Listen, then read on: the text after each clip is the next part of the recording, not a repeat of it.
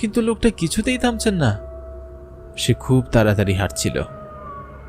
আমি তার সাথে হেঁটে পেরে উঠছিলাম না। এবার আমার তার আচরণে সন্দেহ হলো। আমাদের গ্রামের কেউ এমন আচরণ করবার কথা নয়। লোকটা আবার চোর নয় তো? এমন কড়া গরমে ভারী চাদর মুড়ি দিয়ে আছে। যে করেই হোক তাকে আমার ধরতে হবে। আমি খুব তাড়াতাড়ি হাঁটা শুরু করলাম। হঠাৎ আমি হোঁচট খেয়ে পড়ে যাই।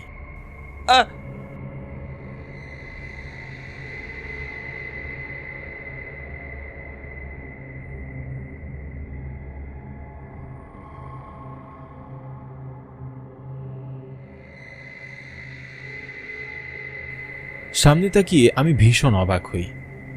লোকটাকে আমি আর দেখতে পেলাম না। মুহূর্তের মধ্যে লোকটা কোথায় যেন হারিয়ে গেল। আমি আশেপাশে ভালো করে তাকাতে লাগলাম, আর তখনই একটা খেজুর গাছ থেকে ভয় আমার বুকটা কেঁপে উঠল। এখান থেকে শ্মশানের সীমানা শুরু হয়েছে। শ্মশানের আশেপাশে কিছু একটা জঙ্গল হয়ে আছে। আমাবস্যার ঘুটঘুটে অন্ধকার রাতে সেই জঙ্গলকে আরও ভয়ঙ্কর মনে হচ্ছে। সাধারণত আমাদের গ্রামের লোকজন এই পথ দিয়ে দিনের বেলায়ও খুব একটা যাওয়া আসা করে না, আর রাতের বেলা তো যাওয়া আসা করার প্রশ্নই আসে না। কিন্তু এই পথ ছাড়া আমাদের বাড়ি যাওয়ার আর কোনো পথ নেই। ঘুটঘুটে অন্ধকারে ঠিকমতো রাস্তা দেখা যাচ্ছে না। আমি সামনে আগানোর সাহস পাচ্ছি না। আবার স্টেশনে ফিরে যাওয়ার মতো আমার সাহস নেই।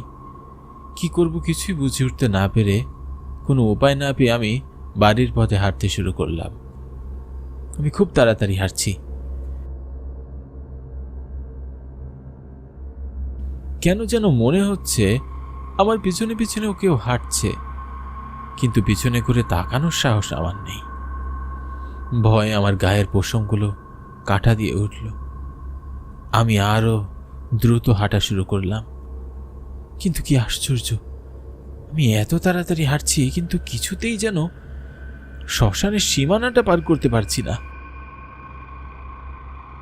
পথ যেন কিছুতেই শেষ হচ্ছে না।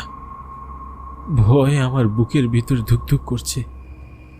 আমি মনে মনে ঈশ্বরের নাম জপ করছি আর হাঁটছি। হঠাৎ আমি পিছনে ঘুরে তাকিয়ে চমকে উঠলাম।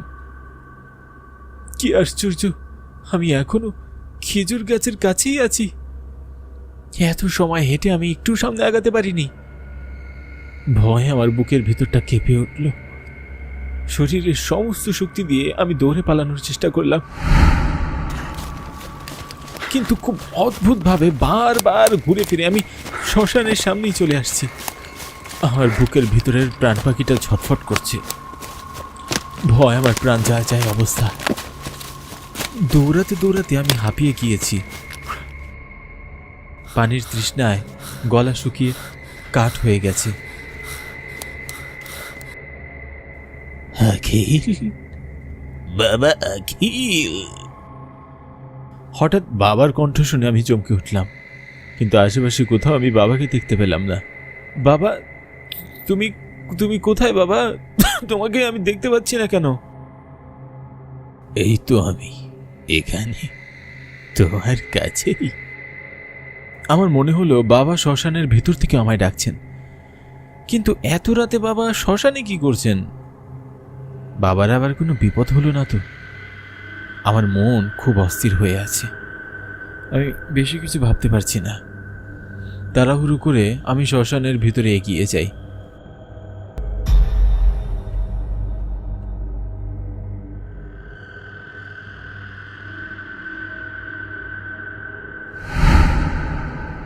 কিন্তু কি আশ্চর্য, আমি ছাড়া শ্মশানের ভিতরে কেউই নেই। এখানে তো আমি কাউকে দেখতে পাচ্ছি না, কিন্তু আমি যে স্পষ্ট শুনেছিলাম বাবা আমায় ডাকছেন। ভয়ে ভয়ে আমার আশেপাশে তাকিয়ে দেখলাম শ্মশানের ভিতরে অনেক খুলি আর কঙ্কাল পড়ে আছে। প্রচন্ড ভয়ে আমার গা কেঁপে উঠল।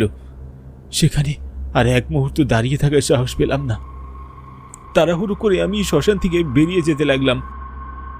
আর তখনই কেউ আমার পিছন থেকে ডাকলো আর বলল, চলে যাচ্ছিস? আমি পিছনে ঘুরে তাকিয়ে চমকে উঠলাম। আমি দেখলাম কালো চাদর মুড়ি দেওয়া লোকটা আমার পিছনে দাঁড়িয়ে আছে। আমি খুব অবাক হয়ে বললাম, কে কে আপনি? এই অন্ধকারে শ্মশানের ভিতরে কি করছেন? তোর জন্য অপেক্ষা করছি। আগামীকাল কালী পূজা, আর তুই আজ বাড়ি আসবি তা আমি আগে থেকেই জানি। তাই বলে আমার জন্য শ্মশানে অপেক্ষা করতে হবে কেন? বাড়িতে অপেক্ষা করলেই পারতেন। বাড়ি গেলে কি আর আমি তোকে ধরতে পারতাম?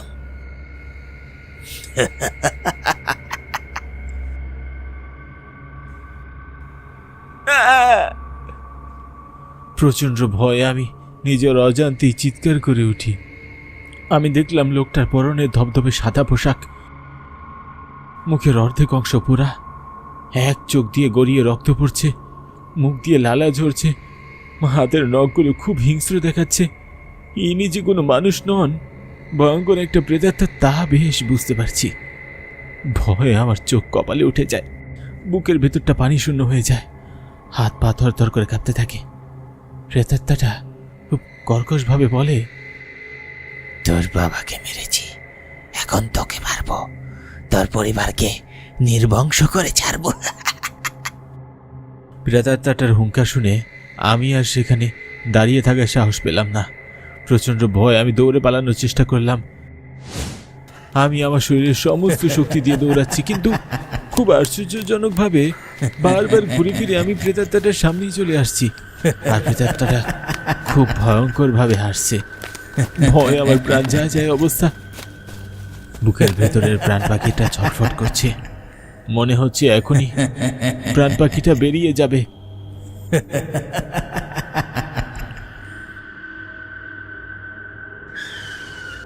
আমি আর এক পাও সামনে এগোতে পারছি না।